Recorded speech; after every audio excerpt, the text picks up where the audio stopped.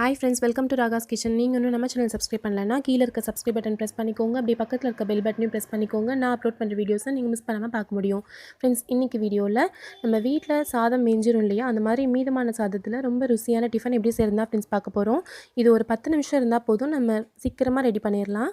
இன்னைக்கு நான் வந்து ஒரு 1.5 கப் அளவுக்கு மீதமான சாதம் எடுத்துர்க்கேன். இத மிக்ஸி ஜார்ல போட்டு நல்லா நைஸா அரைச்சு எடுத்துக்கலாம். சப்போஸ் நீங்கள் வேக வச்ச சாதம் வந்து கொஞ்சம் உதிரி உதிரியாக இருக்குது அப்படின்னா கொஞ்சம் தண்ணி தெளித்து அரைச்சி எடுத்துக்கோங்க. பாருங்கள், இந்த மாதிரி இருக்கணும் நீங்கள் அரைச்சி எடுத்துருக்கிறது. ரொம்ப தண்ணியாக இருந்துடக்கூடாது.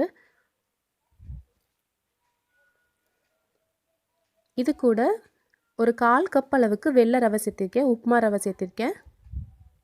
இது வந்து வறுக்காத ரவை தான் நான் சேர்த்திருக்கேன் இன்றைக்கி. இது கூட ஒரு பெரிய வெங்காயம், 1 கப் அளவுக்கு நறுக்குன கொத்தமல்லி. இந்த வெங்காயம் வந்து நார்மலாக நம்ம நறுக்கிக்கிட்டாலே போதும், ரொம்ப பொடி பொடியாக இருக்கணும்னு தேவையில்லை. நீங்கள் கொத்தமல்லி அதிகமாக சேர்க்க ரொம்ப டேஸ்ட்டாக இருக்கும். இது கூட தேவையான அளவுக்கு உப்பு சேர்த்திக்கலாம். ஒரு 1/4 டீஸ்பூன் அளவுக்கு மஞ்சள்தூள் சேர்த்திக்கலாம். ஒரு 1/2 டீஸ்பூன் அளவுக்கு கரம் மசாலா, 1 டீஸ்பூன் அளவுக்கு மிளகாய்த்தூள். இந்த மிளகாய்த்தூள் வந்து உங்கள் காரத்துக்கு தகுந்த மாதிரி அதிகப்படுத்துறதுனா அதிகப்படுத்திக்கலாம். இப்போ இது எல்லாத்தையுமே சேர்த்து நல்லா பிசைஞ்சிடலாம். ரவை இருக்கனால உங்களுக்கு கையில் ரொம்ப ஒட்டாது, நல்லா பிசைய வரும் உங்களுக்கு. வடைக்கெலாம் மாவு பிசையும் இல்லையா, அந்த மாதிரி பிசைஞ்சு வச்சுட்டோம் இப்போது. இப்போ இது எல்லாத்தையுமே கொஞ்சம் சின்ன சின்ன பால்ஸாக உருட்டிக்கலாம். நம்ம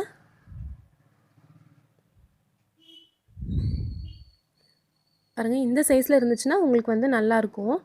இந்த மாதிரி பால்ஸாக பண்ணி லைட்டாக இந்த மாதிரி அமுத்தி விட்டு வச்சுக்கலாம். எல்லா பால்ஸுமே நம்ம ரெடி பண்ணி வச்சிடலாம். நான் வந்து இன்றைக்கி அடை மாதிரி பண்ண போகிறேன்.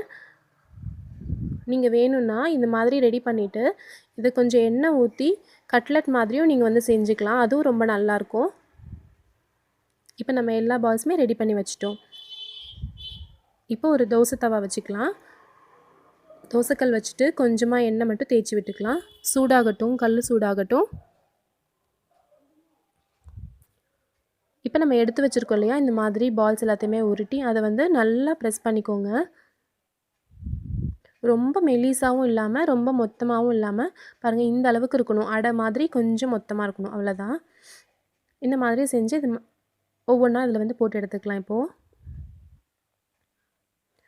நம்ம இதை வந்து கொஞ்சம் பெருசாக பண்ணோம் அப்படின்னா உங்களுக்கு வந்து திருப்பி போடுறப்ப உடஞ்சிரும். ஏன்னா ரொம்ப சாஃப்டாக இருக்கும் நம்மளுக்கு வேக வச்ச சாதம், அதனால் உடஞ்சிரும். அதனால் கொஞ்சம் சின்ன சின்னதாக பண்ணிக்கிட்டோம் அப்படின்னா உடையாமல் நம்ம ஈஸியாக எடுத்துக்கலாம். ஒரு 2 நிமிஷம் ஆனால் போதும், நல்லா வெந்துடும். திருப்பி போட்டுக்கலாம். பாருங்கள், நல்லா ப்ரௌன் கலரில் இருக்குது. நம்ம எல்லாத்தையுமே இது மாதிரி திருப்பி போட்டுக்கலாம். சாயங்காலம் ஸ்நாக்ஸ் மாதிரி கொடுக்கறதுக்கும் சரி, இல்லை நைட் டிஃபனாக கூட இது ரொம்ப நல்லா செட் ஆகும். நல்லா காரமாக இருக்குது. ஏதாவது ஒரு சட்னி கூட இதை வச்சு சாப்பிட்டோம் அப்படின்னா ரொம்ப டேஸ்ட்டாக இருக்கும். இப்போ எல்லாத்தையுமே திருப்பி போட்டுட்டோம். ஒரு 2 நிமிஷம் ஆகட்டும், நல்லா வெந்துடும் இந்த சைடும். பாருங்கள், இது 2 சைடுமே நல்லா வெந்துருச்சு, ப்ரௌன் கலரில் ஆயிடுச்சு. இப்போ இதை வந்து தவாலேருந்து எடுத்துடலாம். ருசியான மீதமான சாதத்தில் டிஃபன் ரெடி ஆயிடுச்சு. கண்டிப்பாக அது உங்களுக்கு பிடிச்சிருக்கும். நான் இன்றைக்கி தக்காளி சட்னி கூட சர்வ் பண்ணியிருக்கேன்.